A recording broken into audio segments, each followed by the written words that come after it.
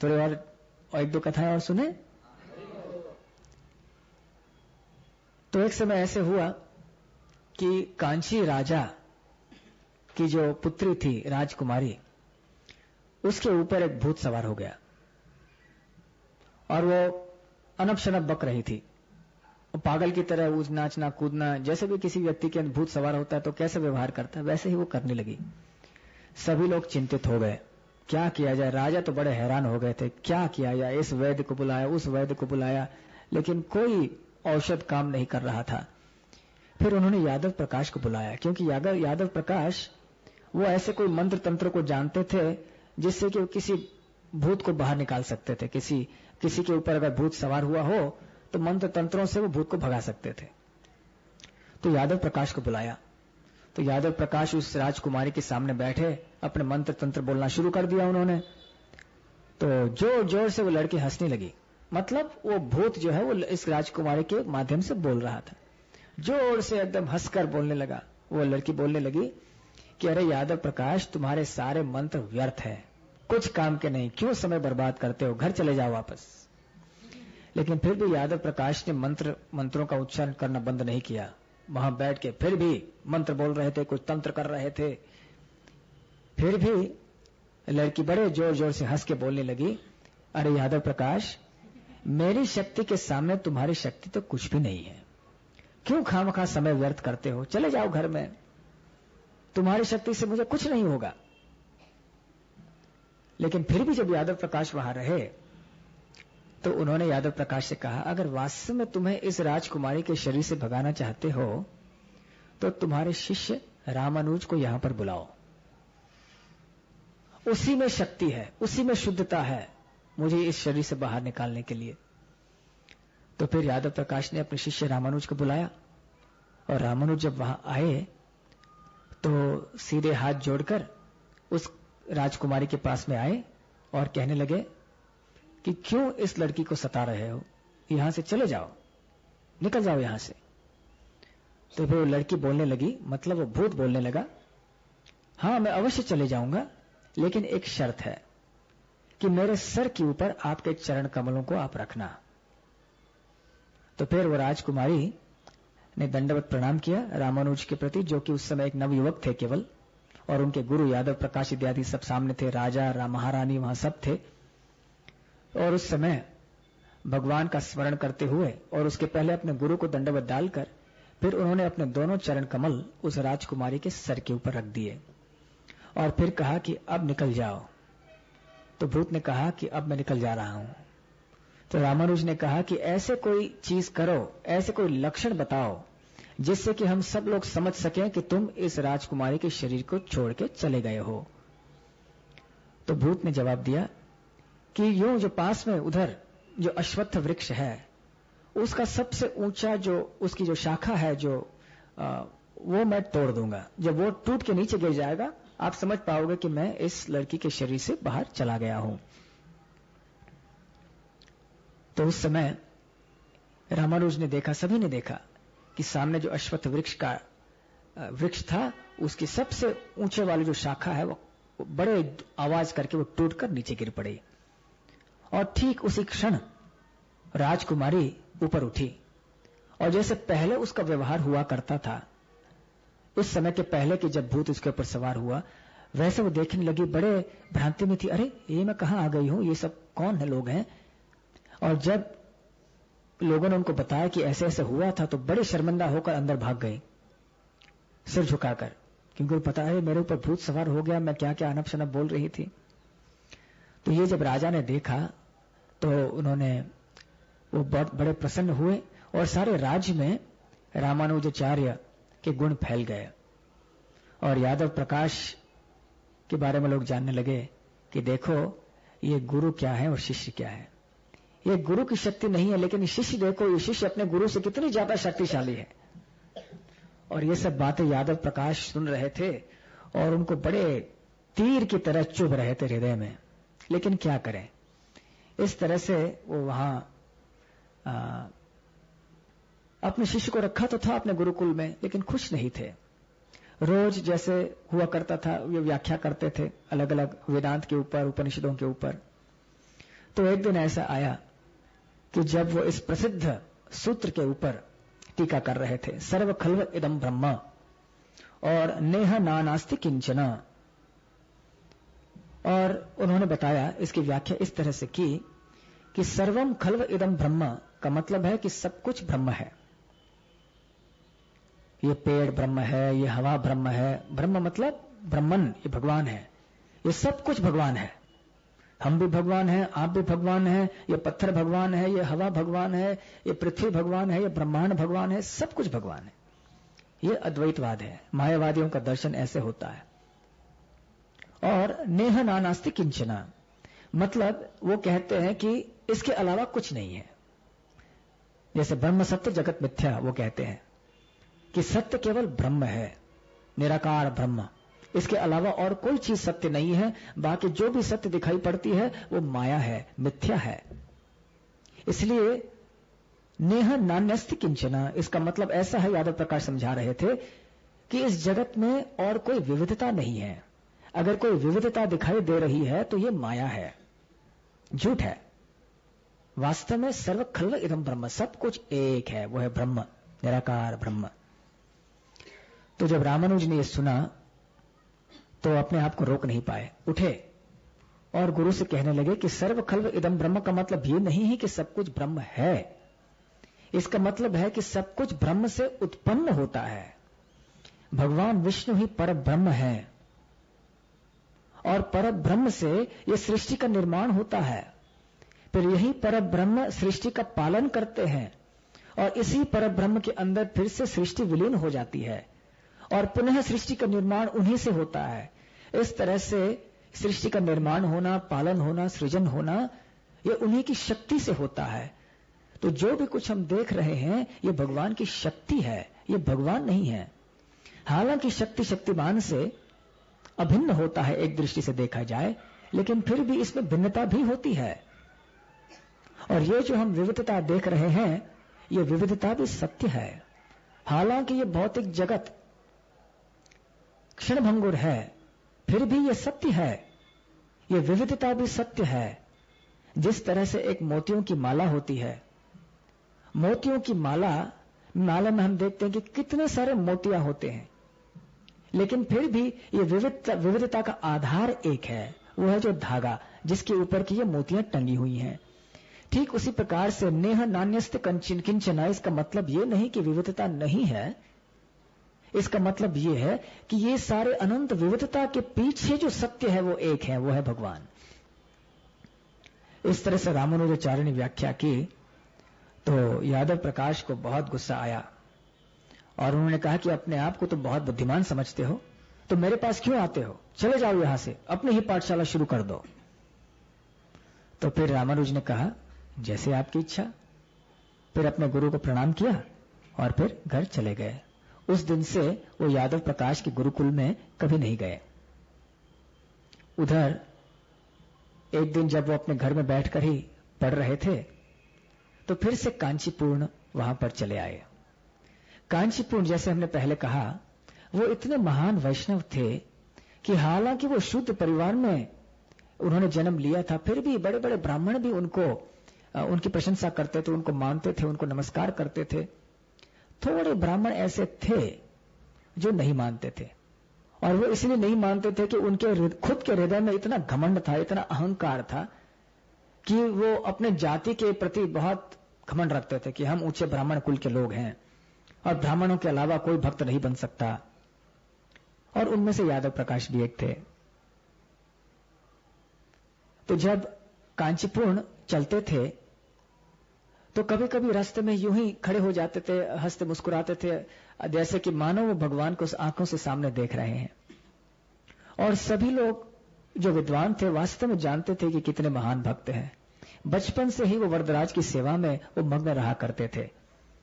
चामर लेकर उसमें थोड़ा बहुत पानी छिड़काकर वो शीतल हवा देते थे वरदराज को। इस तरह से दिन भर वरदराज की सेवा में मग्न रहते थे, बड़े नम्र थे।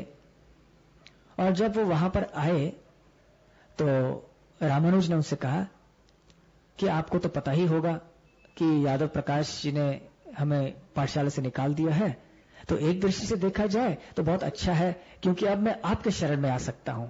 मैं आपको गुरु बनाना चाहता हूं, आप ही मेरे गुरु बनिए, मैं आपका शिष्य हूं आज से।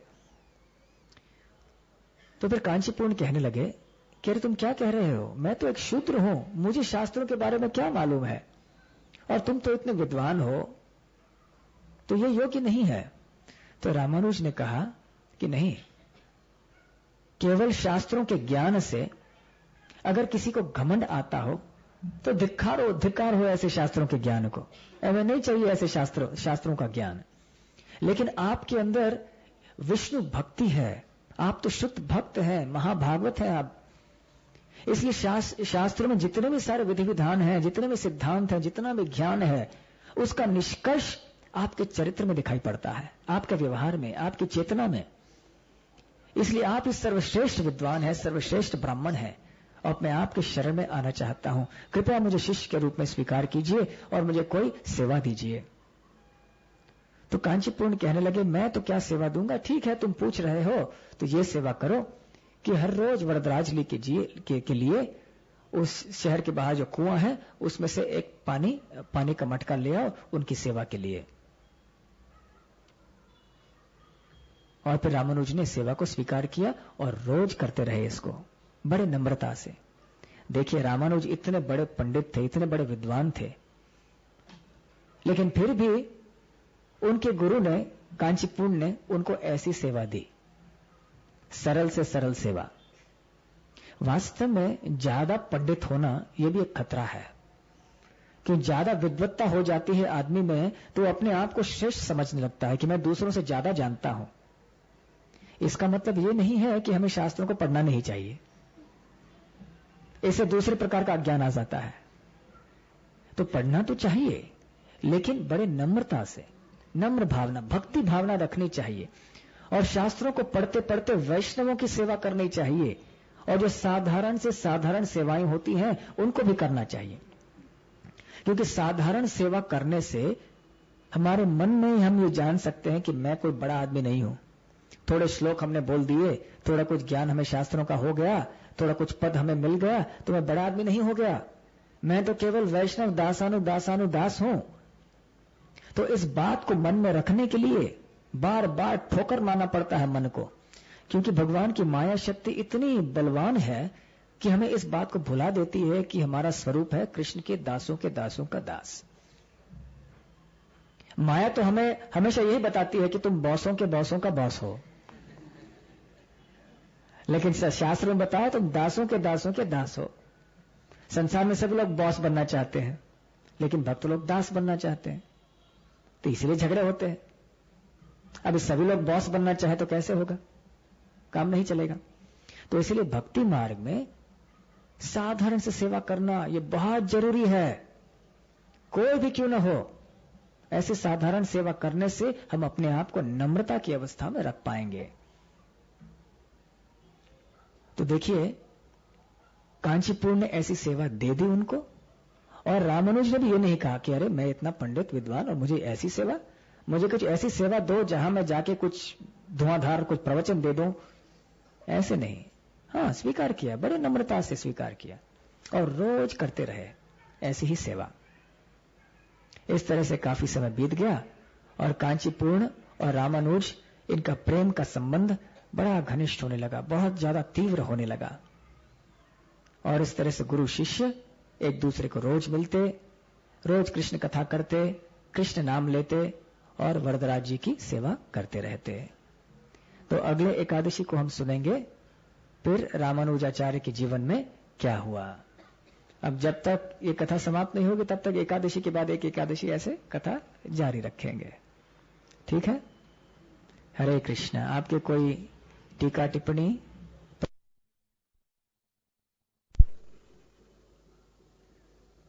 तो पिछले 2 एकादशियों से हम दक्षिण भारत के श्री संप्रदाय के महान आचार्यों के बारे में सुन रहे हैं। सबसे पहले हमने चर्चा की थी श्री नाथ मुनि, उनके बारे में, और फिर बाद में यामुनाचार्य।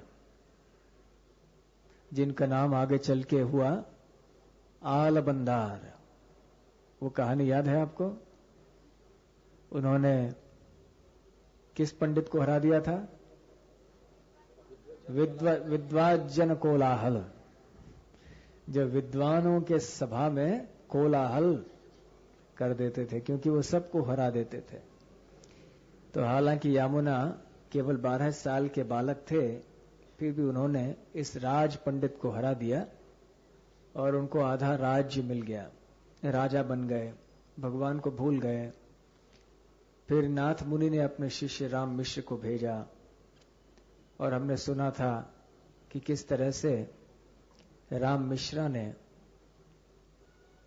यमुना को फिर से भक्ति के मार्ग में खींच के वो ले आए और फिर यमुना आगे चल के महान आचार्य बने, वैष्णव आचार्य। श्री रंगम में रंगनाथ के बड़े शुद्ध भक्त बन गए।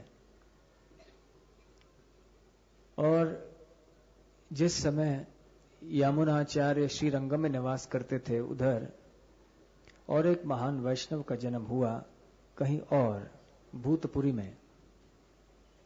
यमुनाचार्य के एक शिष्य थे जो सन्यासी थे, जिनका नाम था शैलपूर्ण। शैलपूर्ण की 2 बहनें थीं, एक का नाम था कांतिमती। कांतिमती का विवाह केशवाचार्य नाम के एक ब्राह्मण से हुआ और उनसे जो पुत्र उत्पन्न हुआ वो आगे चल के रामानुजाचार्य बने। तो रामानुज के बारे में हम पिछली बार सुन रहे थे, किस तरह से वो पाठशाला में गए, बहुत जल्दी अपनी पढ़ाई सीखे।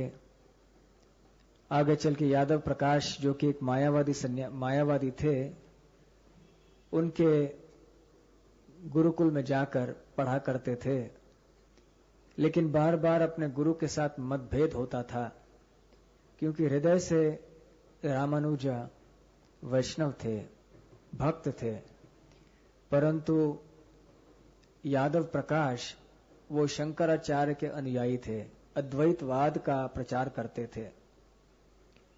और बार बार जब रामानुज ने ऐसे उनके शिक्षाओं में, उपदेशों में दोष ढूंढना आरंभ किया, तो यादव प्रकाश ने उनको मार डालने के लिए एक षड्यंत्र रचाया। उसके बारे में भी हम पिछली बार सुन रहे थे। फिर अंततः रामानुज अपने भाई गोविंद की वजह से बच गए और फिर वापस लौट के आ गए और फिर से यादव प्रकाश के पाठशाला में आए, मानो कि कुछ हुआ ही नहीं है। किसी को ये बात उन्होंने बताई नहीं कि उनको मालूम था कि यादव प्रकाश उनको मारना चाह रहे थे। परंतु यादव प्रकाश के हृदय में एक बढ़ता हुआ भय था अपने इस शिष्य के बारे में, क्योंकि ये ज्यादा से ज्यादा विद्वान होते जा रहा था और उनके उपदेशों में दोष ढूंढते जा रहा था और सभी लोग पहचान पा रहे थे कि ये रामानुज जो है बहुत बुद्धिमान है, अपने गुरु से भी श्रेष्ठ है। इसलिए एक दिन यादव प्रकाश ने रामानुज को अपने पाठशाला से बाहर निकाल दिया, कहा कि अब आज से तुम मेरे शिष्य नहीं, चले जाओ। अभी आपको स्मरण होगा कि हम ये भी चर्चा कर रहे थे कि रामानुज एक बहुत महान वैष्णव का संग करना पसंद करते थे, जिनका नाम था कांचीपुरम। बहुत अच्छा। कांचीपुरम वैसे एक शूद्र परिवार के जन्म के थे, लेकिन महान वैष्णव थे, रंगनाथ जी के बड़े शुद्ध भक्त थे और कई जो महान ब्राह्मण थे वो भी इस बात को जानते थे और कांचीपुरम को बड़ा सम्मान देते थे। लेकिन कई ऐसे कट्टर ब्राह्मण थे जो नहीं मानते थे कांचीपुरम को, कांचीपुरम को नहीं मानते थे, कांचीपूर्ण, और उनमें से यादव प्रकाश एक थे। लेकिन रामानुज हमेशा इनका संग किया करते थे, इनके संग में बहुत आनंद लेते थे और वो जानते थे कि भक्ति मार्ग में ऊंच नीच का कोई प्रश्न नहीं उठता। बार बार वो इनसे प्रार्थना करते कि वो उनको शिष्य के रूप में स्वीकार करें, लेकिन हमेशा कांचीपूर्ण इनकार कर देते थे। और जब यादव प्रकाश के पाठशाला से बाहर निकाले गए रामानुज फिर से कांचीपूर्ण के पास आए और उनके शरण में जाकर कहा कि मुझे कोई आदेश दीजिए। तो कांचीपूर्ण ने कहा उनसे कि रोज आप वरदराज भी भगवान कृष्ण का एक रूप है, एक नाम है, जो कांचीपुरम नाम के गांव में वरदराज जी का बहुत सुंदर बड़ा मंदिर है। तो कांचीपूर्ण वहां पर उनकी सेवा किया करते थे। तो उन्होंने रामानुज को आदेश दिया कि रोज तुम उस कुएं से जल भरकर वरदराज की सेवा के लिए पानी ले आओ। और ऐसे ही रामानुज हर रोज करते रहे। और आपको याद होगा कि पिछली बार यह भी चर्चा हुई थी कि यमुनाचार्य इस बार वरदराज जी का दर्शन करने के लिए श्रीरंगम से कांचीपुरम आए थे और मंदिर के बाहर उन्होंने रामानुज को देखा। पहचानते नहीं थे कि ये कौन है, ये नवयुवक दिखने में इतना तेजस्वी और शुद्ध लग रहे थे। यमुनाचार्य ने पूछा अपने शिष्यों को, ये लड़का कौन है? उन्होंने बताया कि ये रामानुज है और इसी ने वो वैष्णव टीका लिखी थी उपनिषदों के ऊपर और ये टीका काफी प्रसिद्ध हो गई थी। और यमुनाचार्य ने भी रामानुज के बारे में सुना था तो बड़े प्रसन्न हुए। लेकिन दूसरी ओर उनका हृदय दुखी भी हुआ क्योंकि उन्होंने देखा कि रामानुज एक मायावादी के संग में है, यादव प्रकाश। तो वो वरदराज जी से प्रार्थना करने लगे कि आप तो बड़े कृपालु हैं, तो किसी न किसी तरह से ये रामानुज जो कि आपका प्रिय भक्त है, उसको इस मायावादी के चंगुल से निकाल दीजिए, आप आपके चरणों में ले आइए। और फिर यमुनाचार्य वापस चले गए। मिलना तो चाहते थे लेकिन क्योंकि यादव प्रकाश के संग में थे इसलिए वो उनके पास में नहीं आए। उधर यमुना अकेले अपने घर में निवास करके शास्त्रों का अध्ययन किया करते थे और इस तरह से कई महीने बीत गए। उधर श्रीरंगम में यमुनाचार्य, उनकी आयु 100 वर्ष से ज्यादा हो चुकी थी, बहुत वृद्ध हो गए थे और बहुत बीमार भी हो गए और ऐसे लग रहा था कि शायद उनके लिए थोड़ा ही समय बच गया है अभी दुनिया में। तो सारे भक्त उनके बहुत दुखी हो गए और उनके इर्द गिर्द आके जमा हो गए। ऐसे अवस्था में भी यमुनाचार्य ने प्रचार करना छोड़ा नहीं। स्मरण आता है श्रील प्रभुपाद जी का, जबकि प्राय उनको कोई शक्ति नहीं थी उठने के लिए, खाने पीने के लिए, लेकिन फिर भी उनके शिष्य जो माइक्रोफोन है वो उनके मुंह के सामने रखते थे और वो श्रीमद् भागवत का अनुवाद करते थे, टीका करते थे। आखिरी दम तक उनका प्रचार बंद नहीं हुआ। ये भक्त की पहचान होती है, कृष्ण कथा करने में, सुनने में कभी थकता नहीं है।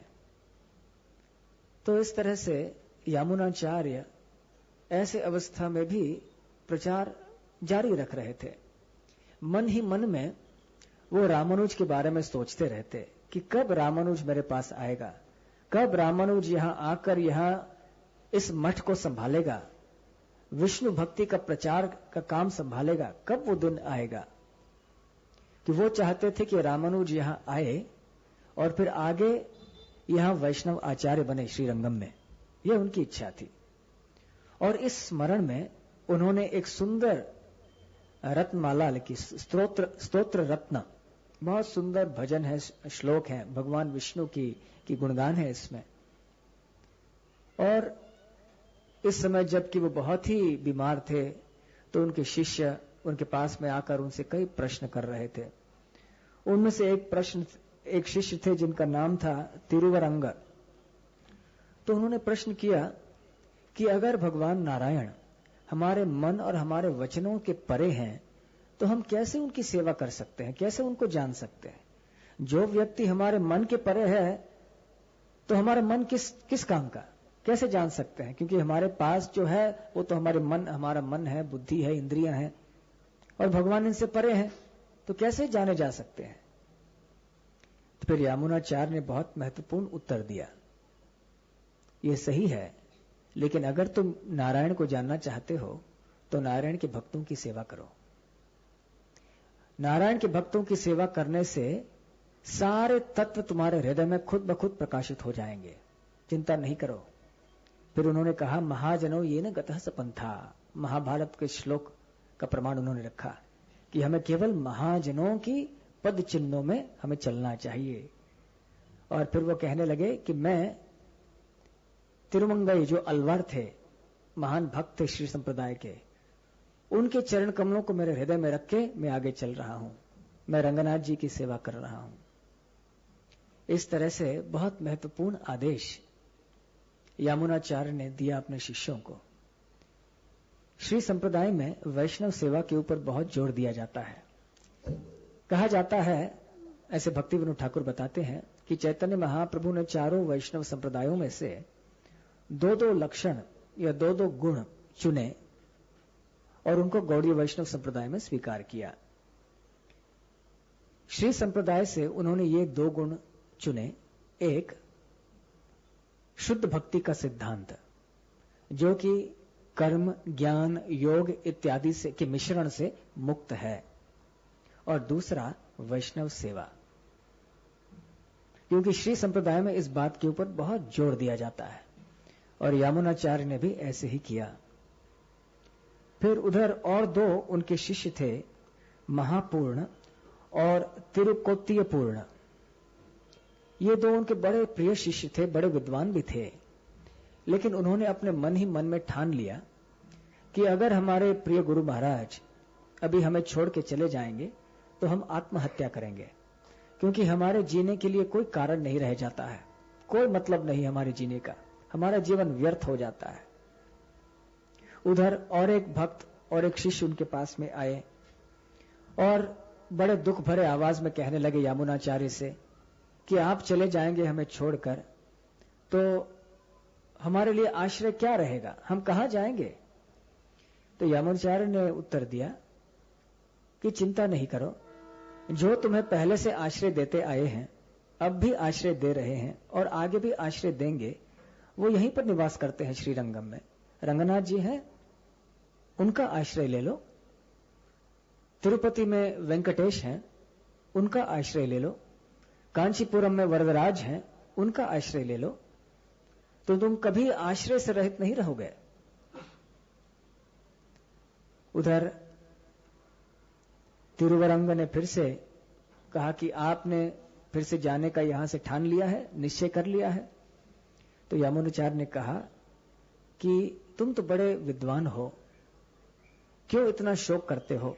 क्या तुम नहीं जानते कि नारायण की इच्छा के बिना कुछ नहीं हो सकता? तो अगर मुझे यहां से जाना है तो यह भी नारायण की इच्छा है, तो नारायण की इच्छा को स्वीकार करके संतुष्ट रहो और उनकी सेवा में मग्न रहो। इस तरह से यामुनाचार्य ने अपने शिष्यों को सांत्वना दी। उधर काफी समय बीत गया, लेकिन यामुनाचार्य का अंत नहीं हुआ। फिर से उनका स्वास्थ्य अच्छा हो गया। सभी शिष्य बड़े प्रसन्न हुए, सोचने लगे कि कितना सौभाग्य हमारा है कि हमारे गुरु महाराज हमारे बीच में रहे। उधर रंगनाथ जी ने एक सुंदर लीला की। एक बार जब शोभा यात्रा निकली बाहर, जैसे कि रंगनाथ जी के मंदिर में अक्सर होता है, तो भगवान रंगनाथ अपने एक पुजारी के माध्यम से बोलने लगे। वो पुजारी बड़े विचित्र ढंग से बोलने लगा, जोर जोर से, सीधे उन 2 शिष्यों को बोलने लगा जिन्होंने आत्महत्या की कल्पना की थी, और सामने उनसे कहने लगा कि तुम्हारी आत्महत्या करने की इच्छा त्याग दो, इसके लिए मेरी अनुमति बिल्कुल नहीं है। और इसके बाद पुजारी चुप रह गए। तो सभी ने समझ लिया कि रंगनाथ जी ने ये पुजारी के माध्यम से एक संदेश भेजा है इन दोनों के लिए। अक्सर ऐसे रंगनाथ जी बोला करते थे अपने भक्तों के माध्यम से। तो फिर खबर पहुंची यमुनाचार्य के पास। तो यमुनाचार्य ने फिर कहा कि देखो रंगनाथ जी अपने भक्तों के ऊपर कितने कृपालु हैं। उन्होंने अपने भक्तों को इस महापाप से बचाया है, क्योंकि आत्महत्या करना ये तो पाप है, महापाप। आत्महत्या करने से आदमी को भूत की योनि मिलती है, प्रेत की योनि मिलती है। इसलिए किसी व्यक्ति को आत्महत्या करने की चेष्टा नहीं करनी चाहिए।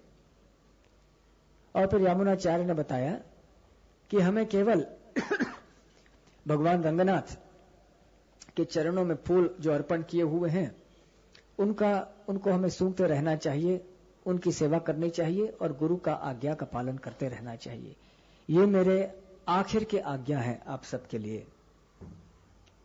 और फिर उन्होंने आखिरी एक उपदेश दिया कि तिरुवरंग जो है वो मेरे बाद में यहां के आचार्य बनेंगे। उधर जब उनका स्वास्थ्य धीरे धीरे से ठीक हो रहा था, लेकिन दूर दूर तक खबर तो ये पहुंची थी कि यमुनाचार्य अभी अंतिम क्षणों में है। तो जगह जगह से ब्राह्मण और भक्त उनका दर्शन करने आ रहे थे। तो कांचीपुरम से भी दो ब्राह्मण आए और जब उन्होंने सुना कि यमुनाचार्य अभी ठीक है तो बड़े प्रसन्न हुए। तो यमुनाचार्य के पास जब वो आए तो सबसे पहले उन्होंने पूछा, रामानुज कैसे है, कहाँ है रामानुज, क्या करता है अभी? तो फिर उन दो ब्राह्मणों ने बताया कि अभी वो यादव प्रकाश के साथ नहीं है, वो अपने घर में रह के अकेले शास्त्रों का अध्ययन करता है। तो इस बात को सुनकर यमुनाचार्य बड़े प्रसन्न हुए और उस प्रसन्नता में उन्होंने 8 श्लोकों की रचना की भगवान विष्णु के गुणगान में।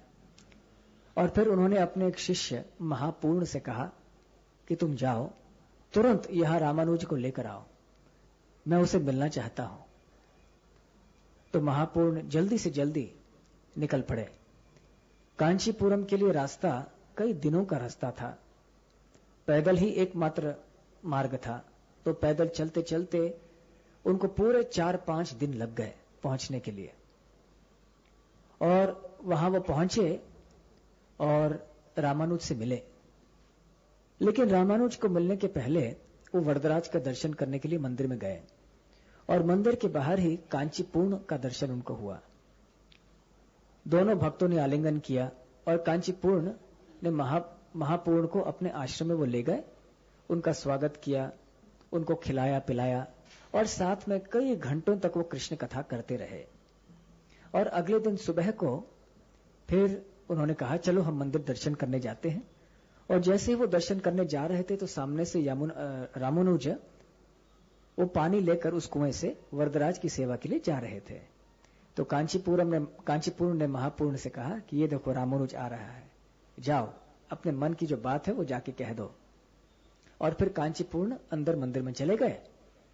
उधर महापूर्ण रामानुज के सामने आए और उन्होंने यमुनाचार्य ने के विरचित जो श्लोक थे थोड़े, उनका उच्चारण बड़े मधुर स्वर में करना आरंभ किया।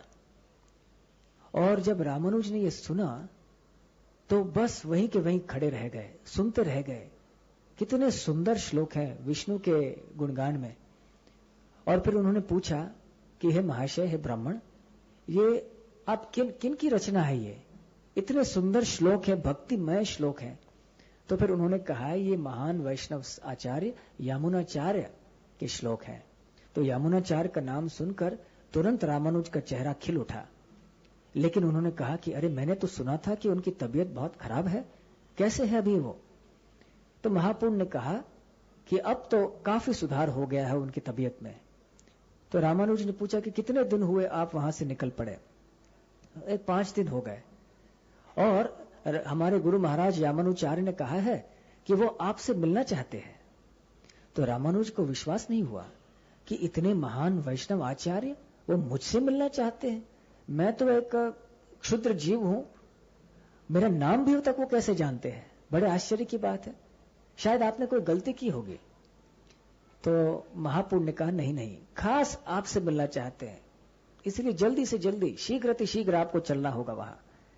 तो रामानुज इतने प्रसन्न हुए, कहने लगे कि अभी आया, मैं ये पानी वरदराज की सेवा के लिए देकर उनकी सेवा समाप्त करके मैं तुरंत आपके साथ चलता हूं। वरदराज जी की सेवा समाप्त करने के बाद जब वो आए तो कहने लगे महापूर्ण से कि चलिए इसी क्षण चलिए। तो महापूर्ण ने कहा क्या घर में जाकर आप बताएंगे नहीं? आप तो गृहस्थ हैं, आपकी पत्नी है, माता है, उनसे कहेंगे नहीं कि आप श्रीरंगम जा रहे हैं?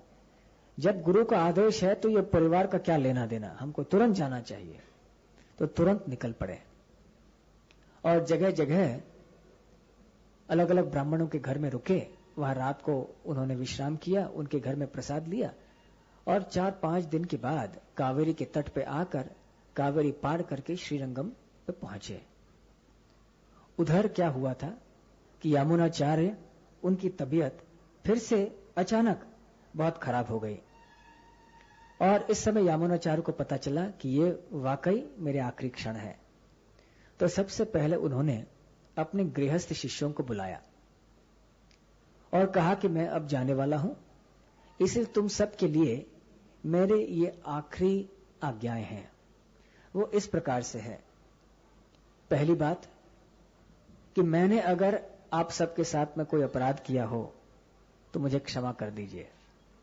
ये दिखने में आता है कि खास करके जब वैष्णव कोई आचार्य होते हैं, जब गुरु होते हैं, तो गुरु होने के नाते, आचार्य होने के नाते कभी कभी उनको शिष्यों को टोकना पड़ता है, डांटना पड़ता है, क्योंकि उनका कर्तव्य बनता है। जिस तरह से माता पिता का कर्तव्य होता है कि जरूरत पड़ने से वो अपने बच्चों को डांटते हैं उनके हित के लिए, ठीक उसी तरह से गुरु को कभी कभी अपने शिष्यों को डांटना पड़ता है उनके सुधार के लिए, उनके हित के लिए। लेकिन उनको अच्छा नहीं लगता, कर्तव्य है इसलिए करते हैं। लेकिन अंत में जब वो इस संसार को छोड़कर भगवान के धाम में जाने के लिए तैयार होते हैं, तब फिर वो क्षमा याचना करते हैं। जब हम यमुनाचार्य की कथाएं सुनते हैं अंतिम क्षणों की, बार बार प्रभुपाद जी की याद आती है। प्रभुपाद जी भी इसी तरह से करते थे। अंतिम दिनों में वृंदावन में जब उनके दुनिया के कोने कोने से शिष्य हर दिन आ रहे थे, और जैसे वो आते थे वो सब सारे शिष्यों से क्षमा याचना करते थे कि मैं तो बड़ा क्षुद्र जीव हूं, पापी हूं, आप सबके प्रति मैंने बहुत अपराध किए होंगे, कृपया मुझे क्षमा कर दीजिए। ऐसे प्रभुपाद जी अपने शिष्यों से कहते हैं। तो यहां भी हम देखते हैं कि यमुनाचार्य अपने गृहस्थ शिष्यों से कह रहे हैं कि मैंने बहुत गलतियां की होंगी, बहुत अपराध किए होंगे आपके प्रति, तो कृपया मुझे क्षमा कर दीजिए। और उन्होंने दूसरी बात कही उनसे, जो ब्रह्मचारी हैं, जो सन्यासी हैं, वो आपके बच्चों के समान हैं, तो कृपया उनका ख्याल रखिए, उनका भरण पोषण कीजिए, उनकी सेवा कीजिए। और तीसरी आज्ञा उन्होंने दी कि हर रोज आपको जल्दी सुबह उठना चाहिए, देर से नहीं उठिए, जल्दी उठकर सीधे आप स्नान मान करके रंगनाथ जी के मंदिर में आइए, उनके चरण कमलों में फूल चढ़ाइए, उनके चरणों की सेवा कीजिए और फिर वो फल जो है उसको स्वीकार कीजिए। इसको निर्माल्य कहते हैं, जो भगवान को अर्पण करते हैं ना, फूल इत्यादि, फिर वो उस प्रसाद को निर्माल्य कहते हैं। तो उसे स्वीकार करना, उसका गंध लेना, सुगंध लेना, और इस तरह से रंगनाथ जी की सेवा करते करते तुम्हारा जीवन सफल हो जाएगा, धन्य हो जाएगा। और साथ साथ में जो भी अपने घर में अतिथिगण आएंगे तो उनकी सेवा बड़े अच्छे ढंग से करना। इस तरह से यमुनाचार्य ने उनको आज्ञा दी, अपनी अंतिम इच्छाएं प्रकट की और फिर अपने शिष्यों के संग में उन्होंने अपना प्राण त्याग दिया। जैसे ही प्राण त्याग दिया, उस समय उनके शिष्य उनके इर्द गिर्द बैठकर बड़े मधुर ढंग से कीर्तन कर रहे थे, ठीक उसी तरह से जैसे प्रभुपाद के शिष्य कर रहे थे प्रभुपाद के साथ में। और उस समय वो पद्मासन की मुद्रा में बैठे और अंदर ही अपने मन में भगवान विष्णु के ऊपर उन्होंने अपना मन केंद्रित किया और बड़े प्रेम से जैसे जैसे वो स्मरण कर रहे थे और कीर्तन चल रहा था, उनके आंखों से प्रेम के आंसू बहने लगे। उनके चेहरे के ऊपर एक अद्भुत तेज चमक रहा था और ऐसे अवस्था में उन्होंने अपना प्राण त्याग दिया और वो वैकुंठ वापस चले गए। जब शिष्यों को समझ में आया कि यमुनाचार्य अब हमारे बीच में नहीं रहे, वो चले गए वैकुंठ, तो हाहाकार मच गया। सभी लोग बहुत शोक मचा रहे थे, थोड़े बेहोश होकर गिर पड़े, थोड़े हाय हाय कहने लगे, बहुत सारे शिष्य रोने लगे। फिर अंत में उनके जो सन्यासी शिष्य थे और यमुनाचार्य के पुत्र जो थे पूर्ण, उन्होंने सारी अंतिम क्रियाएं की। उनके शरीर को अच्छी तरह से नहलाया, जैसे वैष्णव पद्धति में होता है। अंतिम क्रियाएं इस तरह से की जाती हैं एक वैष्णव के लिए। सबसे पहले उनका शरीर नहलाया जाता है, नहलाने के बाद स्वच्छ वस्त्र पहनाए जाते हैं, और फिर भगवान का जो प्रसाद होता है, निर्माल्य होता है, जैसे भगवान का हार, महाप्रसाद इत्यादि उनके ऊपर रखा जाता है। अगर हरि नाम का चादर है तो वो भी रखा जाता है उनके ऊपर। और फिर वहां भक्त लोग इकट्ठे होकर कीर्तन करते हैं। तुलसी, गंगा जल इत्यादि रखा जाता है। लेकिन एक साधारण भक्त में और एक सन्यासी या एक महाभागवत भक्त में अंतर, अंतिम क्रियाओं में अंतर यह होता है कि वैष्णव, एक साधारण वैष्णव को स्मशान में ले जाया जाता है, उनके शरीर को जलाया जाता है। लेकिन एक महाभागवत या एक सन्यासी के शरीर को ऐसे जलाया नहीं जाता, केवल जमीन में दफनाया जाता है। और इसी तरह से वहां यामुनाचार्य का शरीर रखा हुआ था और बहुत सारे लोग जगह जगह से आए थे उनके शरीर का दर्शन करने के लिए। और ठीक उस समय रामानुज और महापूर्ण वहां पर पहुंच गए। उन्होंने देखा, वो वैसे तो यामुनाचार्य के आश्रम में जाना चाहते थे उनका दर्शन करने के लिए। जब बीच रास्ते में उन्होंने देखा कि बहुत भीड़ है तो पूछने लगे कि क्या बात है, यहां इतनी भीड़ क्यों है। तो एक व्यक्ति ने कहा कि हमारा दुर्भाग्य है कि वैष्णव रत्न यामुनाचार्य अब हमें छोड़कर वैकुंठ लौट कर चले गए। भगवान नारायण ने उनको वापस बुला लिया। जब उन्होंने सुना तो महापूर्ण ने अपने कपाल को हाथ थाम दिया और नीचे गिर पड़े। रामानुजाचार्य भी उधर ही बेहोश होकर गिर पड़े।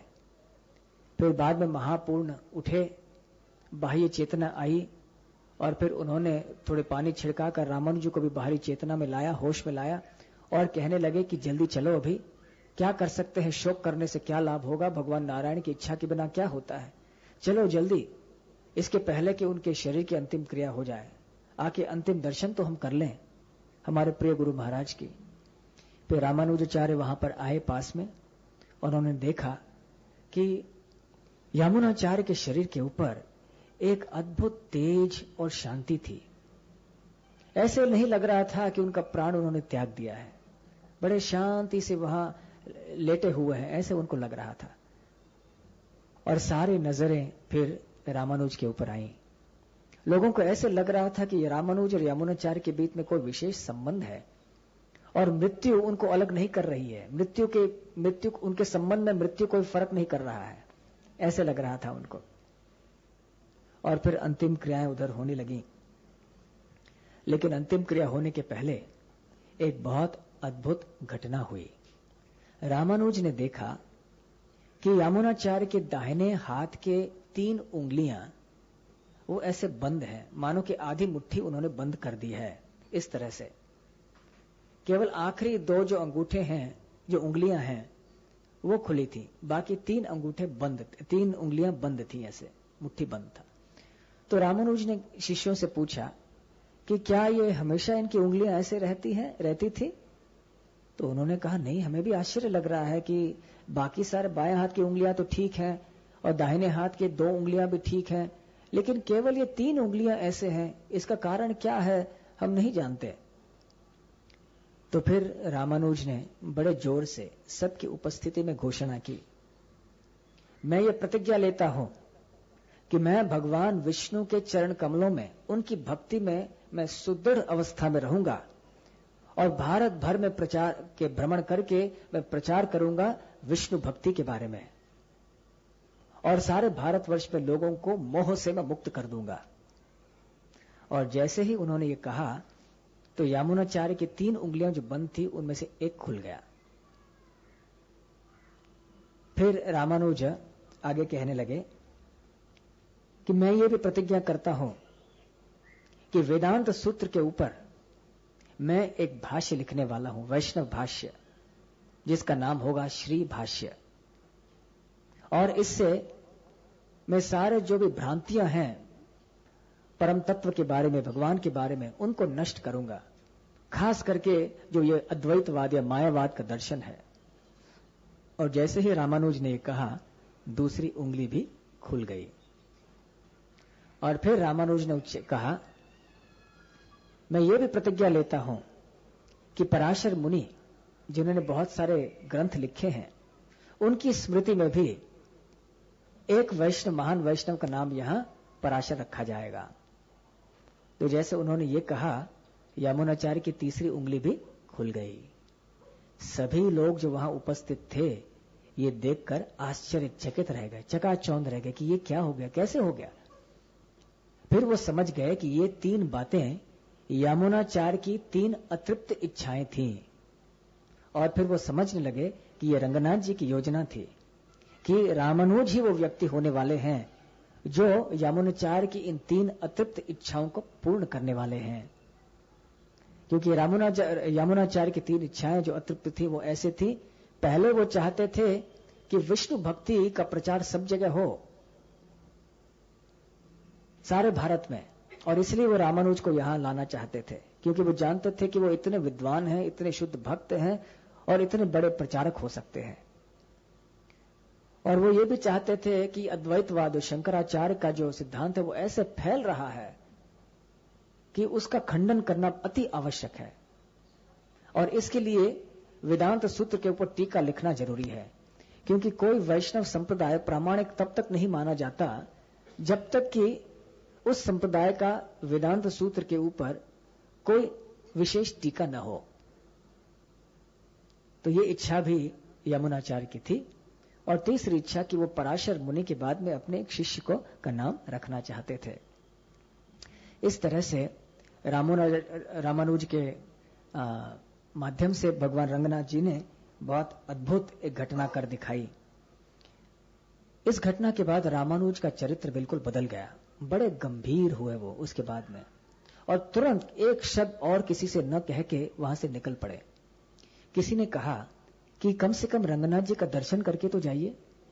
उन्होंने कहा कि नहीं, मैं उन क्रूर भगवान का दर्शन नहीं करूंगा जिन्होंने कि मुझे मेरे प्रिय जो गुरु हैं यमुनाचार्य, उनके मुलाकात करने से मुझे दूर रख लिया। तो वह सीधे वापस कांचीपुरम चले गए और दिन ब दिन उनकी भक्ति तेज बढ़ती रही। ज्यादा से ज्यादा वो अभी भक्ति में रुचि लेने लगे। वैसे भी पहले से ही शुद्ध भक्त थे, लेकिन उनकी भक्ति और तीव्र होने लगी दिन ब दिन, और अभक्तों के संग से ज्यादा घृणा करने लगे, दूर ही रहते थे। और कांचीपूर्ण के संग में ही वो आनंद लेते थे, क्योंकि कांचीपूर्ण तो इतने शुद्ध भक्त थे कि जो भी वरदराज से किसी को पूछना होता था तो कांचीपूर्ण के माध्यम से पूछते थे और वरदराज कांचीपूर्ण को बताया करते थे। लेकिन उधर रामानुज की जो पत्नी थी, जिनका नाम था रक्षकंबल, उनको थोड़ी चिंता हो गई रामानुज की अति तीव्र भक्ति को देखकर, क्योंकि इस समय रामानुज की जो माता थी कांतिमती, वो भी वैकुंठ चली गई, उनका देहांत हो गया था। और अभी रक्षकंबल जो है वो अभी घर को संभाल रही थी। वो वैसे तो बहुत स्वच्छ थी, सारे नियमों का बड़े कड़क पालन करती थी और अपने पति की भी सेवा करती थी, लेकिन वो ज्यादा इतनी भक्ति में रुचि नहीं लगती थी। जैसा कि जो थोड़े कर्मकांडी ब्राह्मण होते हैं, जो ज्यादा रीति रिवाज में ज्यादा रुचि लेते हैं, भक्ति में नहीं, तो उनकी पत्नी ऐसी थी। वो थोड़ी चिंतित हो गई, लेकिन फिर भी अपने पति से बाहरी रूप से कुछ उन्होंने कहा नहीं। इस तरह से रामानुजाचार्य अपने मन ही मन में यमुनाचार्य के विरह में वो बहुत दुखी रहा करते थे। और कभी कभी वो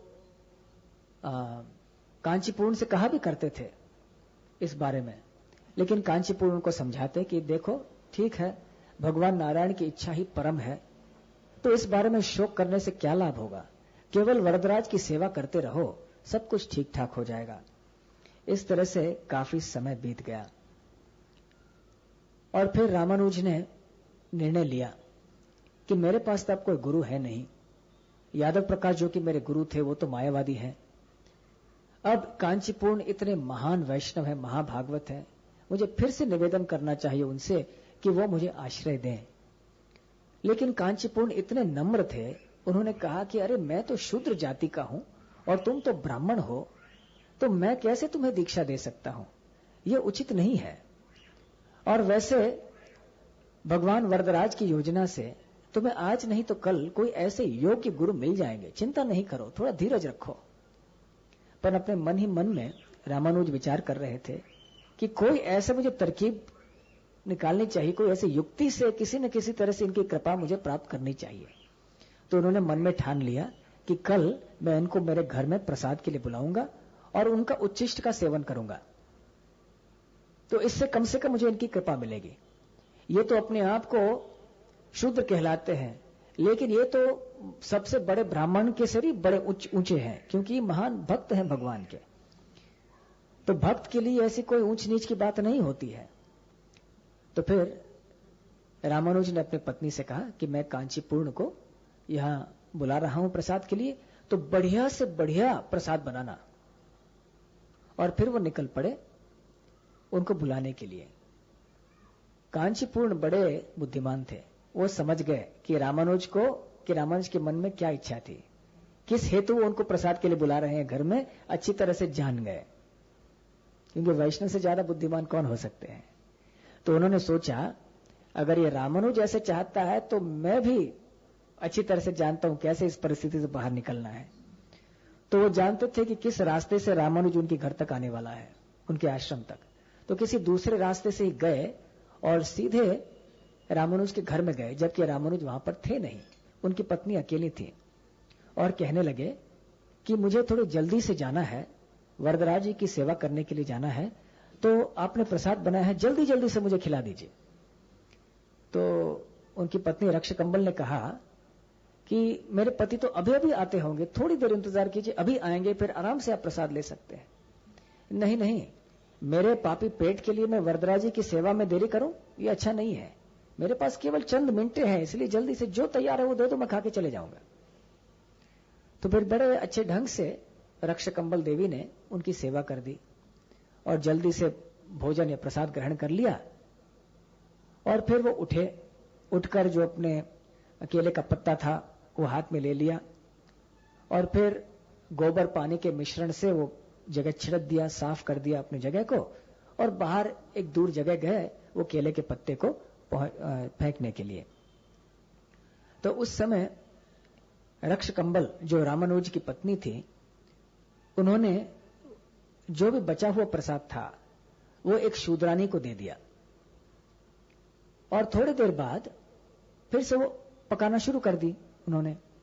जब रामानुज फिर से घर में आए, देखा कि अरे कहां चले गए, कांचीपुर नहीं है। तो नहीं, वो तो प्रसाद लेकर चले गए। अरे फिर सुबह जो तुमने प्रसाद इतने अच्छे अच्छे स्वादिष्ट व्यंजन बनाए थे वो सब कहां है, ये सब दोबारा क्यों प्रसाद बना रही हो। तो पत्नी ने कहा कि जो प्रसाद उनका बचा हुआ था वो मैंने एक शूद्रानी को दे दिया, क्योंकि आखिर वो तो शूद्र है, इसलिए मैं कैसे आपके लिए रख सकती हूं, इसलिए मैं अच्छी तरह से स्नान करके मैं भी दूसरा प्रसाद बना रही हूं आपके लिए। तो यह सुनकर रामानुज को बड़ा गुस्सा आया कि अरे तुम मूर्ख औरत, तुमने क्या किया तुमको मालूम है, ये इतने महान वैष्णव है, तुमको शूद्र के बराबर समझते हो। देखो मेरा इतना अच्छा मौका गंवा दिया तुमने, मैं इनका उच्चिष्ट महाप्रसाद ग्रहण करना चाहता था और सब कुछ खराब कर दिया तुमने। तो अपने हाथ में सिर लेकर रामानुज शोक करते बैठ गए। तो इस तरह से कांचीपुरम में कांचीपूर्ण और रामानुज आपस में संग करते रहे, कृष्ण कथा करते रहे। एक दिन कांचीपूर्ण वरदराज जी से प्रार्थना करने लगे कि हे वरदराज जी, आप मेरे जीवन के साथ में क्या कर रहे हैं, क्या चल रहा है। अभी आप ऐसे सब लोगों को मेरे पास ले आ रहे हैं, मेरा गुणगान हो रहा है, लोग, ये रामानुज जी है, इतना शुद्ध भक्त है, ब्राह्मण है, वो भी मेरे को मुझे नमस्कार करता है और मुझे गुरु स्वीकार करता है, मुझे दीक्षा के लिए बार बार याचना कर रहा है, सभी लोग मुझे महान वैष्णव समझते हैं। ये इतनी प्रतिष्ठा आप मुझे दे रहे हो और आप मेरा भक्ति नष्ट करना चाहते हैं क्या। तो मुझे यहां से आप ले जाओ, मैं बालाजी जाना चाहता हूं, तिरुपति, और वहां मैं बालाजी की सेवा करूंगा। तो वरदराज ने कहा ठीक है चले जाओ। तो वो चले गए। फिर 6 महीने तिरुपति में रहे और वहां पर बालाजी की सेवा करते रहे। 6 महीनों के बाद में उनको एक स्वप्न आया। स्वयं वरदराज जी आए स्वप्न में और कहने लगे कि हे कांचीपूर्ण, मुझे बहुत गर्मी लग रही है, तुम जो यहाँ कांचीपुरम में हमेशा मुझे चामर से ठंडी हवा दिलाया करते थे वो अभी मुझे नहीं मिल रहा है, तो तुम लौट के चले आओ यहाँ पर। तो फिर कांचीपुर बड़े खुश हो गए, तुरंत लौट कर चले आए वहां पर। और जब रामानुज ने देखा कि कांचीपुरण वापस आ गए हैं तो बड़े प्रसन्न हुए और दोनों फिर से आनंद से कृष्ण कथा करने लगे। इस समय रामानुज ने कांचीपुरण से एक प्रश्न किया। वो कहने लगे कि देखो, यहां मुझे मार्गदर्शन करने के लिए कोई गुरु नहीं है। अब मैं अकेले शास्त्रों को पढ़ता हूं और कभी कभी मुझे कमी महसूस होती है गुरु की। ऐसे कई चीजें हैं जो मैं समझ नहीं पाया हूं शास्त्रों में, इसके बारे में मुझे कुछ स्पष्टीकरण चाहिए गुरु से। तो मेरे मन में थोड़े कोई प्रश्न हैं, तो उन प्रश्नों का उत्तर मैं चाहता हूं, मेरे समस्याओं का समाधान करना चाहता हूं। तो कृपया आप वरदराज जी से पूछिए और उनसे कोई उत्तर लाइए मेरे लिए। याद रखिए कि रामानुज ने कांचीपुरण को यह नहीं बताया कि कौन से प्रश्न उनके मन में है, केवल ऐसे ही कहा कि कोई संशय है शास्त्रों के बारे में। तो फिर कांचीपुरण ने कहा ठीक है, मैं वरदराज से पूछ लेता हूं, कल बात करेंगे।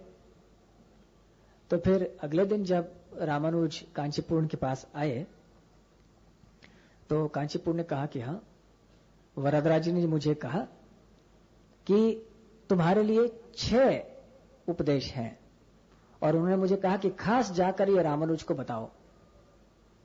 तो पहला उपदेश तुम्हारे लिए वरदराज जी का है, वो ये है कि मैं ही पर ब्रह्म हूं और मैं इस भौतिक सृष्टि का उद्गम हूं। दूसरी बात, जीव और भगवान ये भिन्न हैं और ये सत्य या ये तत्व एक शाश्वत तत्व है। ये दूसरा उपदेश है। तीसरा उपदेश यह है कि भगवान विष्णु के चरण कमलों में शरणागत होना यही मुक्ति का एकमात्र मार्ग है। ये तीसरा उपदेश। चौथा उपदेश है कि अगर मेरा कोई भक्त है जो मेरे शरण में आया हुआ है, अगर अनायास, अगर अचानक उसकी मृत्यु आ गई और मृत्यु के समय वो मेरा स्मरण नहीं कर पाया, फिर भी उसे मुक्ति मिल जाएगी, वो मेरे धाम को चले जाएगा। देखिए कितनी महत्वपूर्ण बात है।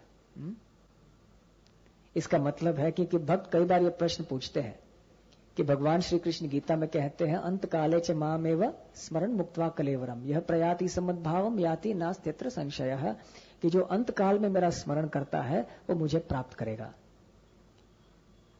तो भक्तों का प्रश्न कई बार होता है कि अगर उस एक क्षण में हम भगवान को भूल गए, बाकी समय हम याद कर रहे हैं, लेकिन उस एक क्षण में भूल गए तो हमारा क्या होगा?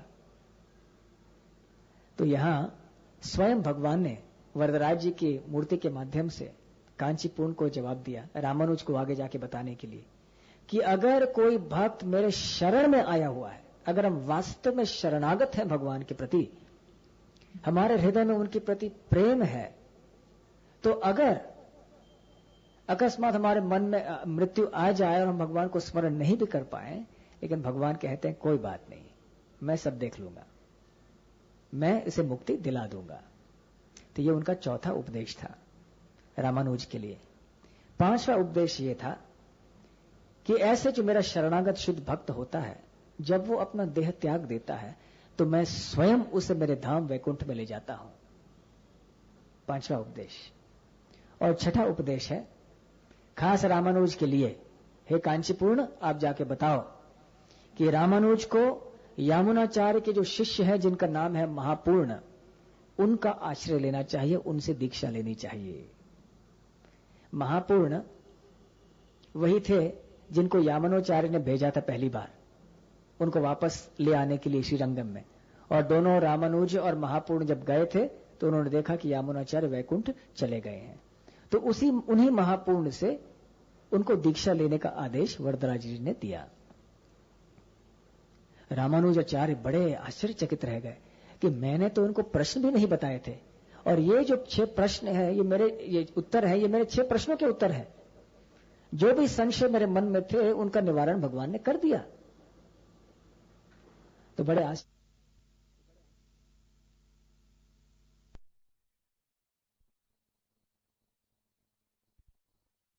श्रीरंगम में हालांकि तिरुवरंग अभी मठाधीश बने थे, वो प्रमुख आचार्य थे वैष्णवों के, लेकिन जिस तरह से यामुनाचार्य पहले शास्त्रों के ऊपर टीका करते थे, प्रवचन देते थे, शास्त्रों को समझाते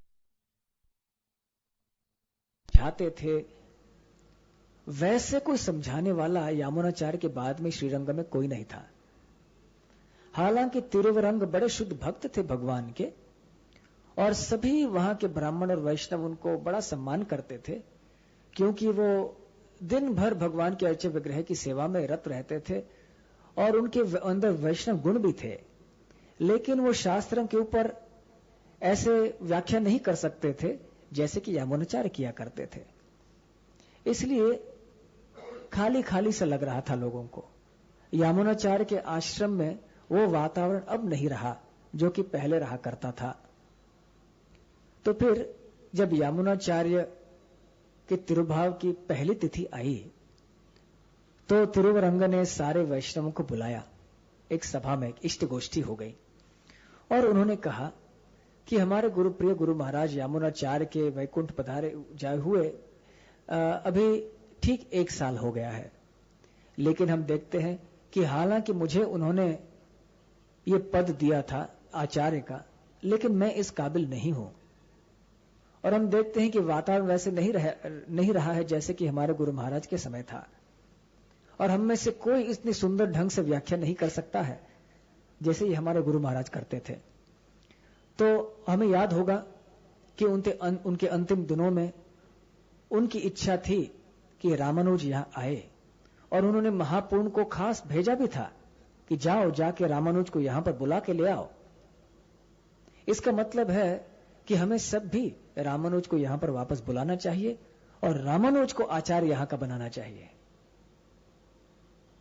तो जब यह प्रस्ताव तिरुवरंग ने सामने रखा तो सारे वैष्णवों ने हां में हां मिला दिया, एक मत हुआ, सभी ने इस बात को स्वीकार कर दिया। सभी लोग जानते थे कि रामानुज कितने शुद्ध भक्त हैं, कितने बड़े विद्वान हैं और यामुनाचार्य के कितने प्रिय थे। और फिर उन्होंने चर्चा की कि ठीक है, हम इस बार भी महापूर्ण को भेजेंगे और वो जाकर वहां पे दीक्षा देंगे रामानुज को और उनको यहां श्रीरंगम वापस ले आएंगे। और अगर तुरंत वह आने के लिए तैयार न हो तो रामानुज को बताना नहीं चाहिए कि महापूर्ण उनको वापस ले जाने के लिए आए हैं श्रीरंगम। केवल उनके साथ में रहना चाहिए 1 साल भर, उनको उपदेश करना चाहिए और धीरे धीरे से उनका हृदय बदलकर उनको श्रीरंगम में लाना चाहिए जहां वो आचार्य बन सकते हैं। तो फिर सारे उपस्थित वैष्णवों ने महापूर्ण को आदेश दिया। फिर महापूर्ण अपने पत्नी के साथ निकल पड़े। तो उधर रामानुज कांचीपुरम से निकल पड़े थे महापूर्ण से दीक्षा लेने के लिए, क्योंकि ये वरदराज जी की आज्ञा थी। और इधर महापूर्ण कांची की ओर निकले थे, क्योंकि ये सारे वैष्णवों की इच्छा थी। वो निकले थे रामानुज को दीक्षा देने के लिए। तो हम देखते हैं कि गुरु और शिष्य का मिलन ये भगवान की योजना से होता है। कोई लोग ये पूछते हैं कि अगर हमें गुरु मिलते हैं तो क्या हम भाग्यशाली तो हमारा भाग्य खुलता है? इसके जवाब में यह बताया जा सकता है कि अगर आपका भाग्य खुला है तो आपको गुरु मिलते हैं। तो इस तरह से प्रभुपाद जी हमेशा बताया करते थे कि भगवान की कृपा से हमें गुरु मिलते हैं और गुरु की कृपा से हमें भगवान मिलते हैं, क्योंकि भगवान हर एक प्राणी के हृदय में विराजमान है और गुरु शिष्य का मिलन वही करा देते हैं। तो रामानुज और महापूर्ण के इस घटना से हम इस बात को जान सकते हैं। तो चलते चलते महापूर्ण और उनकी पत्नी 4 दिन चलते रहे और फिर एक स्थान में आए जिसका नाम था मधुरांतकम, जहां की एक सुंदर विष्णु का मंदिर था और उसके पास में बहुत सुंदर तालाब भी था। काफी थक गए थे, प्रसाद का सेवन करने के बाद उस तालाब के तट पर विश्राम कर रहे थे कि अचानक वहां पर रामानुज आए और उन्होंने उनको प्रणाम किया। तो महापूर्ण को बड़ा आश्चर्य हो गया कि अरे, मैं भी तो तुम्हें ही मिलने जा रहा था, अचानक तुम यहां कैसे आ गए? फिर रामानुज ने बताया कि हमें भी वरदराज की आज्ञा मिली थी, इसलिए मैं यहां आया हूं आपसे दीक्षा लेने के लिए। तो महापूर्ण ने कहा ठीक है, तो चलो हम चलते हैं कांचीपुरम। कांचीपुरम में दीक्षा का अनुष्ठान हो जाए। तो रामानुज ने कहा नहीं, आपसे मेरी प्रार्थना यह है एक बार मैं धोखा खा चुका हूं। आप मुझे ले गए श्रीरंगम, लेकिन जैसे ही मैं पहुंचा मैंने देखा कि यमुनाचार्य वापस वैकुंठ चले गए हैं। तो मृत्यु जो है वो सही समय गलत समय को देखता नहीं, मृत्यु कभी भी आ सकती है। इसलिए मैं इस बार मैं धोखा नहीं खाना चाहता, इसी वक्त मुझे आप दीक्षा दे दीजिए। तो महापूर्ण ने जब रामानुज की तीव्र इच्छा देखी तो बड़े प्रसन्न हुए और वहीं उन्होंने यज्ञ कुंड की स्थापना की और फिर वहां यज्ञ का संस्कार हुआ, दीक्षा हो गई वहां पर। और आप जानते हैं कि वैष्णव दीक्षा में मुद्रा भी दिए जाते हैं, खास करके श्री संप्रदाय में। मुद्रा में क्या होता है कि जो शंख है या चक्र है, ये लोहे के निशान होते हैं, इनके चिन्ह, उनको गर्म किया जाता है और फिर ये चिन्ह भुजाओं में उसका छाप लगाया जाता है, उनका चिन्ह लगाया जाता है, गरम गरम लोहा वहां लगाया जाता है। तो ये शंख और चक्र का चिन्ह लगाए, इसको मुद्रा कहते हैं। तो ये भी अनुष्ठान हो गया और इस तरह से रामानुज बड़े प्रसन्न हो गए और फिर अपने गुरु और गुरु माता को वापस अपने घर ले गए कांचीपुरम। और रामानुज के निवेदन पर महापूर्ण ने रामानुज की पत्नी रक्ष कंबल को भी दीक्षा दे दी। इस तरह से रामानुज ने अपने ही घर में अपने गुरु और गुरु माता को स्थान दिया रहने के लिए और उनके संग में रहे। 6 महीने बीत गए।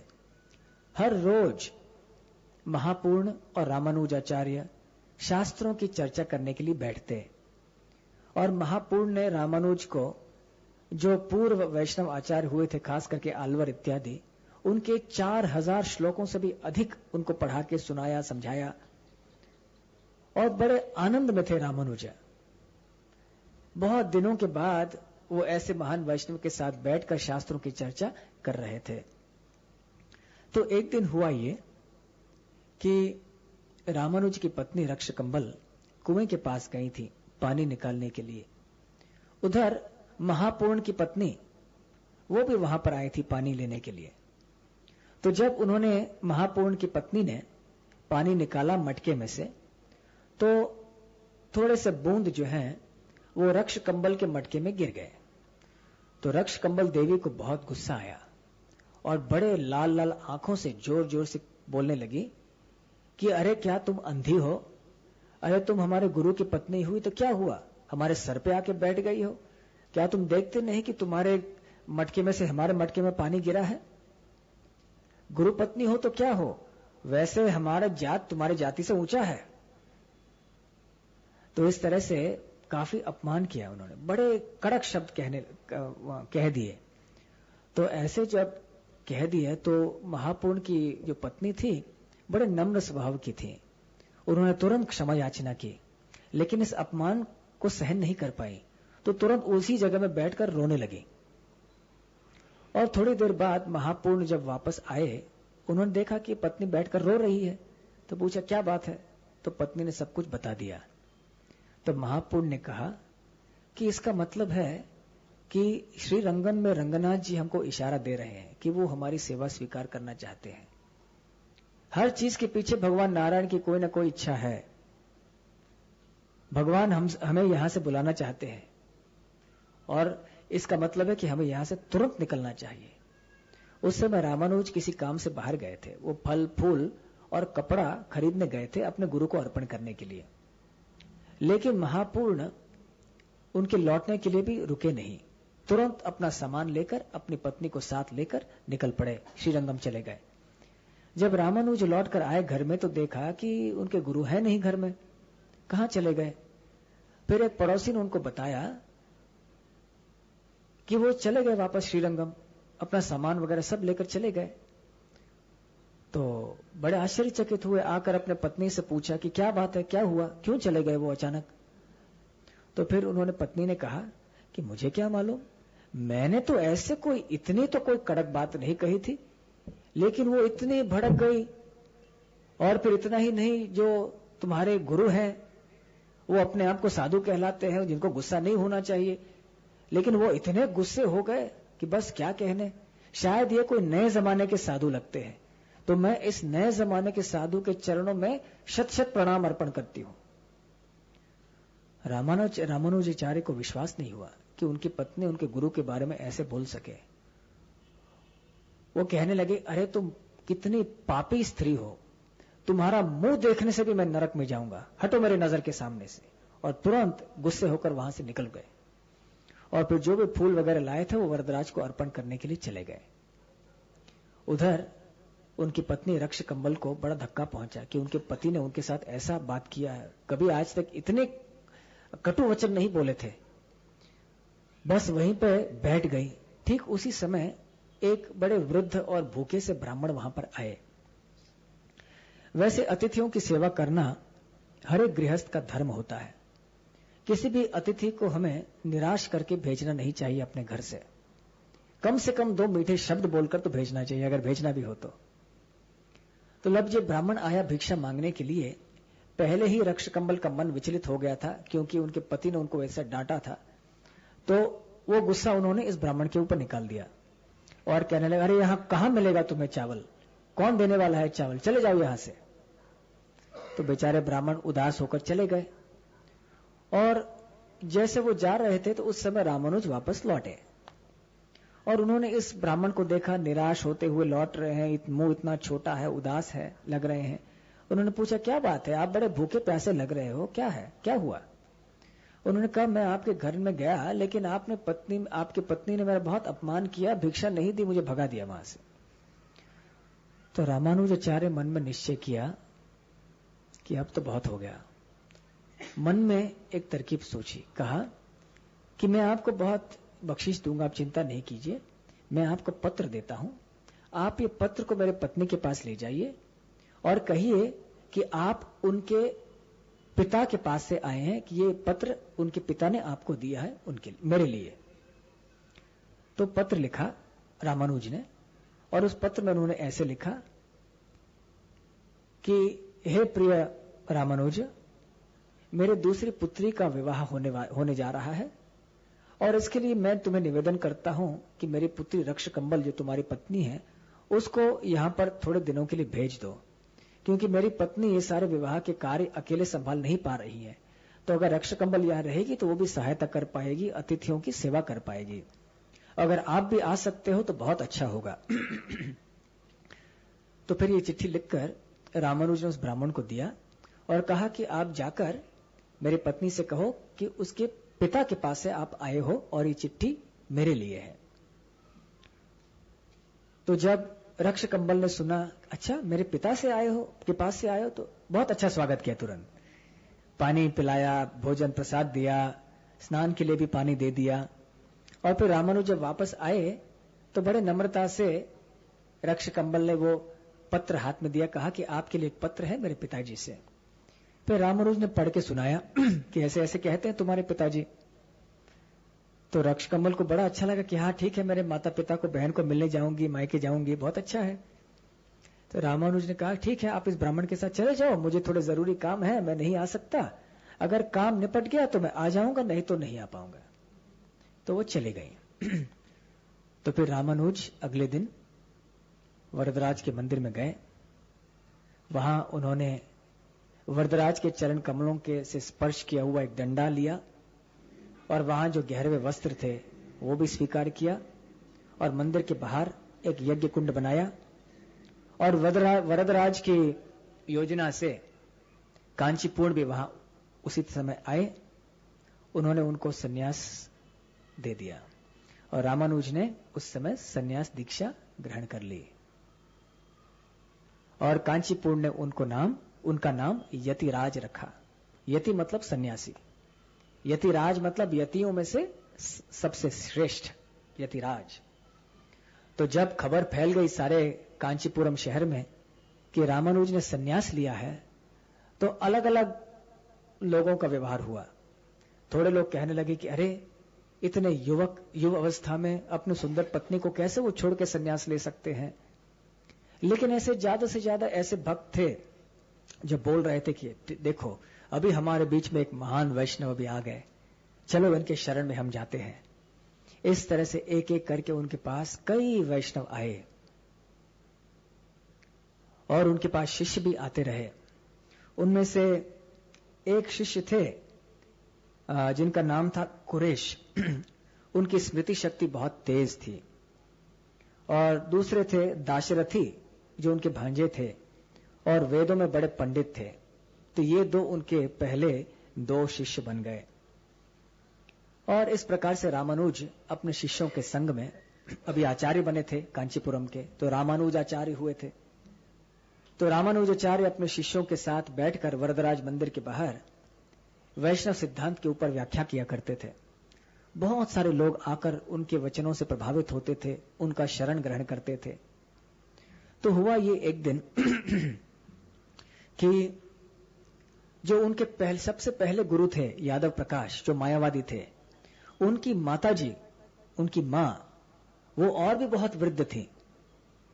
वो वरदराज जी का दर्शन करने आई थी और दूर से उन्होंने देखा कि कितना सुंदर दृश्य है। ये रामानुजाचार्य 11वें वस्त्र पहने हुए इतने तेजस्वी प्रकाशमान लग रहे हैं और वो उपदेश कर रहे हैं विष्णु भक्ति के बारे में। तो वास्तव में ये महान संत हैं, काश मेरा पुत्र भी इनके शरण में आ जाता। तो उन्होंने जाकर अपने पुत्र से कहा कि जाओ तुम ये रामानुजाचार्य के शरण में जाओ, देखो कितना महान आचार्य बन गया है। अभी जब से यादव प्रकाश ने रामानुजाचार्य का अपमान किया था, अपने पाठशाला से उनको बाहर कर दिया था, तब से उनका मन बड़ा बेचैन रहा करता था, बड़ा अशांत और विचलित रहा करता था। और जब उनकी मां से उन्होंने ये सुना, मन में आया तो सही विचार कि जाना चाहिए, लेकिन फिर भी सोचते थे कि ये तो मेरा शिष्य था, अब मैं उसका शिष्य कैसे बनूं।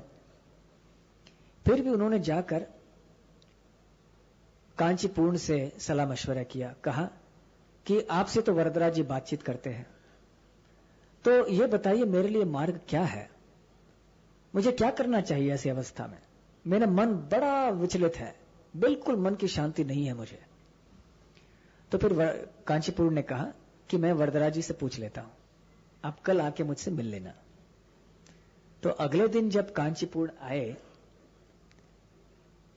जब यादव प्रकाश आए कांचीपुरम के पास में, तो कांचीपुरम ने कहा कि रामानुजाचार्य जैसे कोई भक्त यहां नहीं है।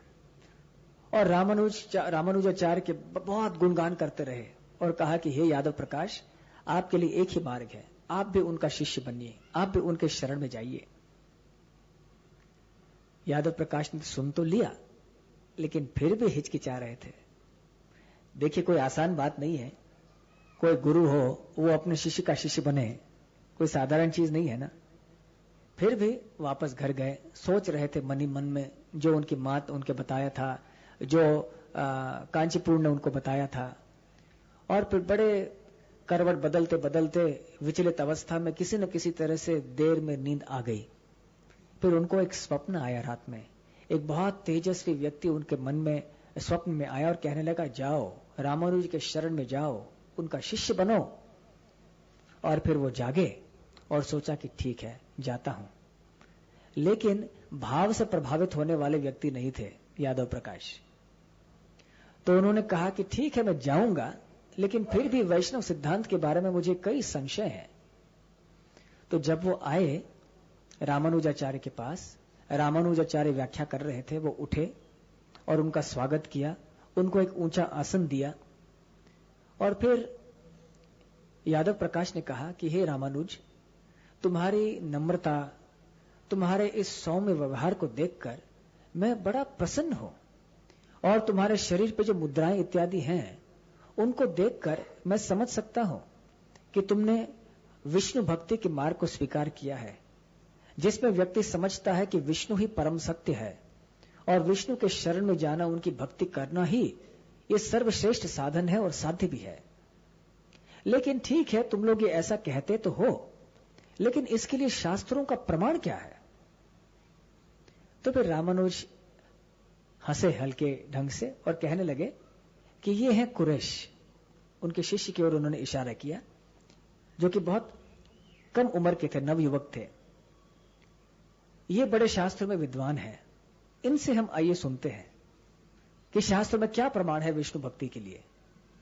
फिर कुरैश ने एक के बाद एक, एक के बाद एक, एक के बाद एक शास्त्रों के श्लोक कहने लगे, प्रमाण, जिससे कि उन्होंने सिद्ध कर दिखाया कि शास्त्रों का सार है कि हमें भगवान विष्णु या कृष्ण की भक्ति करनी चाहिए। यही सर्वश्रेष्ठ पथ है और यही जीवन की परिपूर्णता है।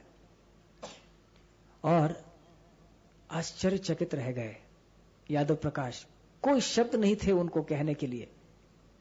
और फिर इस समय उनके हृदय में एक परिवर्तन आया, आंखों में आंसू आए, सीधा साष्टांग दंडवत प्रणाम किया उन्होंने रामानुज के ऊपर और फूट फूट कर रोते रोते कहा कि मैंने बहुत अपराध किए तुम्हारे प्रति। मैंने आज तक जीवन में बहुत सारी गलतियां की, न केवल तुम्हारे प्रति, वैष्णवों के प्रति, लेकिन मैंने गलत सिद्धांत को स्वीकारा। अब मैं समझ गया हूं कि किस तरह से विष्णु भक्ति का मार्ग ही सर्वश्रेष्ठ है। रामानुजाचार्य ने उनको स्वीकार किया, उनको दीक्षा दी और यादव प्रकाश का नाम हो गया गोविंद दास। और उन्होंने कहा उनसे कि आज से आपके पूर्व जो भी हृदय के कल्मश हैं वो सब नष्ट हो गए, लेकिन आपको पूर्व पापों से अगर मुक्त होना है तो आप एक ग्रंथ लिखिए कि जो आदर्श वैष्णव है उसका व्यवहार कैसे होना चाहिए, उसको क्या करना चाहिए, क्या नहीं करना चाहिए। और ऐसा करने से आपका हृदय पूरी तरह से स्वच्छ हो जाएगा और यही आपकी अंतिम सेवा होगी। उस समय यादव प्रकाश 80 साल के थे, तो उन्होंने ये ग्रंथ लिखा यति धर्म समुच्चय, जिसमें उन्होंने उल्लेख किया वैष्णवों के कर्तव्यों का, उनके जो उचित कार्यकलाप है उनके बारे में। और इसके थोड़े ही समय बाद उनका देहांत हो गया और रामानुजाचार्य की कृपा से वो भी भगवान के धाम में लौटकर चले गए। इधर कांचीपुरम में रामानुजाचार्य के पास जगह जगह से शिष्य आते रहे, उनका जोरदार विष्णु भक्ति का प्रचार चलता रहा। लेकिन आपको याद होगा कि उधर श्रीरंगम में अभी तक भक्तों को खाली खाली वहां वातावरण लग रहा था और वो प्रार्थना कर रहे थे कि रामानुज कब वहां आएगा। उन्होंने महापूर्ण को भेजा हुआ था वहां कि आप जाकर रामानुज को ले आओ, लेकिन महापूर्ण अपने पत्नी के साथ जल्दी ही लौट कर चले आए क्योंकि उनकी पत्नी का अपमान हुआ था वहां पर। तो उस समय श्रीरंगम के भक्त सोच रहे थे कि अब क्या किया जाए। उन्होंने सुना कि रामानुज ने संन्यास लिया है, तो उस समय किस तरह से उन्होंने रामानुजाचार्य को श्रीरंगम लाया और किस तरह से फिर रामानुजाचार्य वहां पर श्रीरंगम में निवास करने लगे और वहां उन्होंने कौन सी सुंदर लीलाएं की, ये अगर आपको जानना है तो आपको अगले एकादशी को यहां आना होगा। श्रीला रामानुजाचार्य की जय, श्री यमुनाचार्य की जय। हरे कृष्णा। तो आपके कोई प्रश्न है? हरे कृष्णा हरे